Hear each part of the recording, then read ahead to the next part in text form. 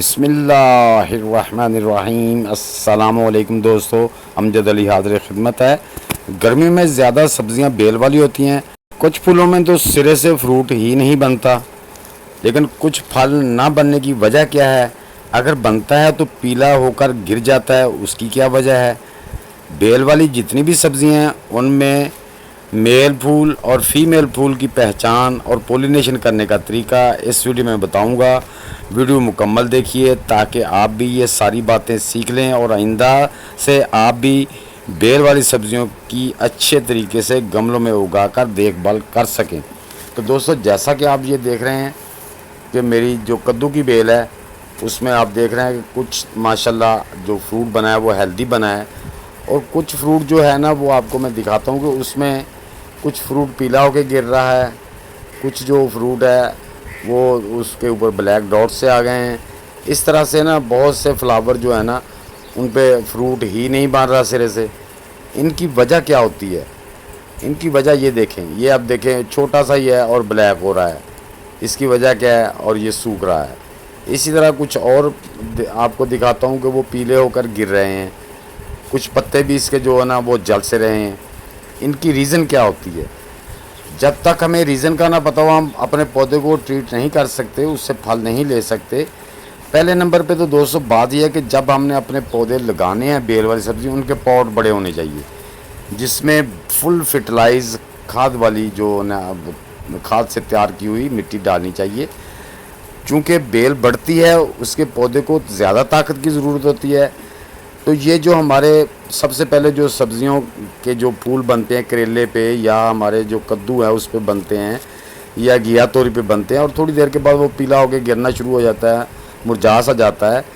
तो इसकी वजह दो होती हैं, या तो हमारी मिट्टी में पोटाशियम और फास्फोरस की कमी है जिसकी वजह से हमारा फल तो बन जाता है लेकिन गिर जाता है, एक ये कमी होती है। दूसरा पानी की भी कमी बेशी हो जाती है। ये जो आप मेरी वेन पे देख रहे हैं ये फूल सारे जो लगे हैं और सूख गए हैं।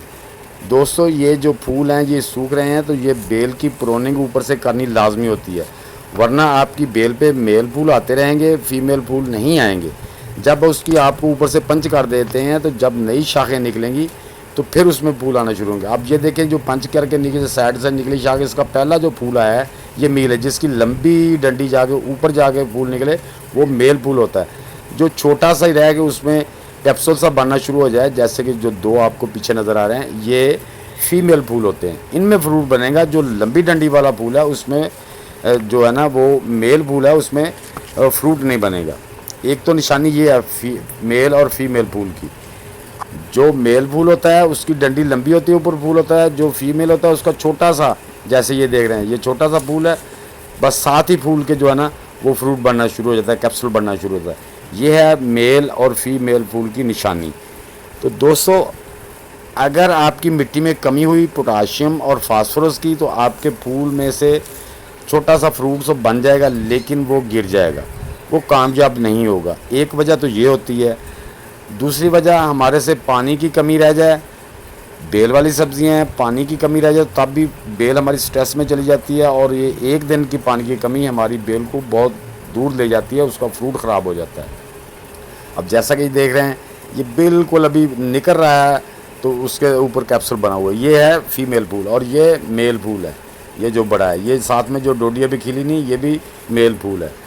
तो दोस्तों, अब आपने करना क्या है कि इनको एक तो फर्टिलाइज करते रहना हर पानी के साथ। हर 8 दिन के बाद आपने इनको जो बराबर वाली खाद है ना वो देनी होती है ज़्यादा, जिसमें नाइट्रोजन, पोटाशियम और फास्फोरस की मिकदार बराबर हो। कैल्शियम भी होना चाहिए क्योंकि कैल्शियम भी, आयरन, जो मैंने आपको बहुत सी खादें बताई हुई हैं वो आप नेट पे मेरी चैनल पे चेक कर सकते हैं, जिसमें बेल वाली सब्जियों के लिए मैंने बहुत सी खादें के बनाने के तरीके बताऊंगा। और इंशाल्लाह बहुत जल्द आपको एक और वीडियो भी बना रहा हूँ जिसमें इंशाल्लाह आपको बताऊंगा कि बेल वाली सब्जियों को आप ठंडी खादें दें, केमिकली खादें ना डालें। उससे आपके पौधे एक तो गर्मी में ठंडे रहेंगे, उनको ठंडी खादें मिलेंगी। जैसा कि मैंने पहले वीडियो अपलोड की हुई है, जो हमारे वाटरमेलन के छिलके हैं उसमें बेहतरीन सोर्सेज हैं, फास्फोरस, पोटाशियम, आयरन और बहुत से यानी कि चीज़ें मैंने बताई हैं उसके अंदर मौजूद होती है, जो हमारे बेल वाली सब्जियों के लिए बहुत नहायत ज़रूरी हैं। उनका इस्तेमाल करें। ओनियन पेल्स का इस्तेमाल करें, ओनियन पेल्स की फर्टिलाइज़र बना के इस्तेमाल करें।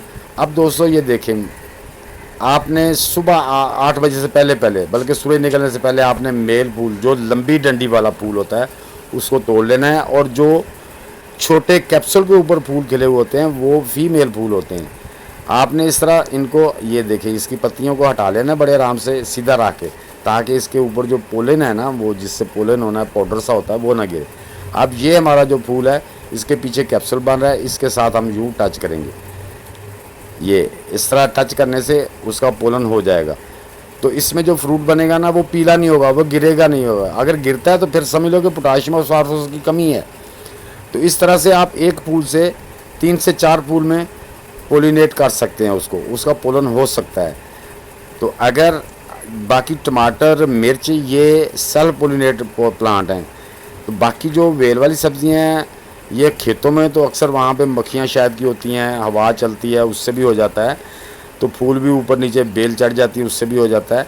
लेकिन हमें अपने घर में जो छत पे गार्डन होता है या टेरेस में होता है, वहाँ पे अगर हैंड पोलिनेशन हम इनका कर दें तो हमारा फ्रूट मजबूत रहता है। जैसे कि ये देखें, जैसे ही वो निकला है फूल, उस पर कैप्सूल सा बना हुआ है, और ये देखें, ये कैप्सूल सा बना, जैसे ही ये फूल ऊपर थोड़ा सा खिलेगा, इसका पोलिनेट कर देना है, ताकि इसका पोलिनेशन हो जाएगा तो ये फूल मजबूत रहेगा, उसमें से बड़े साइज़ का फ्रूट बनेगा।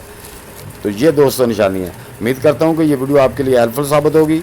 दोस्तों वीडियो अच्छी लगे तो लाइक और शेयर कर दें। नए दोस्त भी वीडियो को लाइक, शेयर और चैनल को सब्सक्राइब करके बेल आइकन को ज़रूर दबा दें, ताकि हर नई वीडियो की तरह आपको टाइम टू टाइम मिलती रहे। तो मिलते हैं दोस्तों नेक्स्ट वीडियो में। सब दोस्तों को अल्लाह हाफिज़।